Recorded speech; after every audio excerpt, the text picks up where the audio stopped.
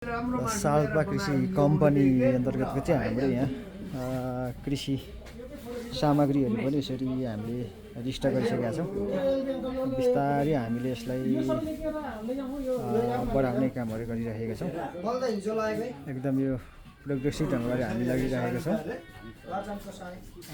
यहाँ यो हामीले यसरी फ्रिजहरू पनि 3टा जोडिसकेका छौँ। यता कृषि उत्पादन वस्तुहरू यता भइगयो। यता हाम्रो जाने आज सेयर होल्डरहरूको पहिलो सञ्चालक समितिको बैठक भर्खर 8 बजीतिर सकेर हामी आयौँ। यसरी बेला पनि आउँदैछ। कहाँ गर्ने हो ल यसरी दाइले यो हाम्रो सेयर होल्डर फाउन्डरै हुनुहुन्छ। उहाँ पत्रकार केदार लाभा दाइ हुनुहुन्छ। उहाँले चाहिँ केराको घर लिएर आइराख्नु भएको छ। यसरी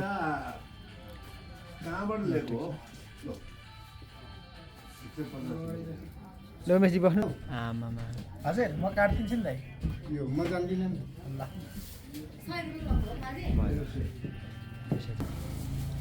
भइसक्यो त मिलिसक्यो।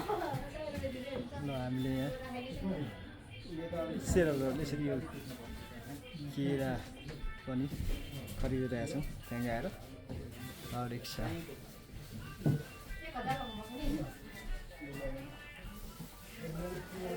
तर हाम्रो एकाउन्टेन्ट रिसिप्सनमा हामीले बिलहरू त्यहाँ भुक्तानी गर्छौँ। त्यो भुक्तानी गर्दै पनि हुनुहुन्छ। सामान यहाँबाट उठाएर लाने पर फिटिङको काम प्रोसेसिङ हुनेछ।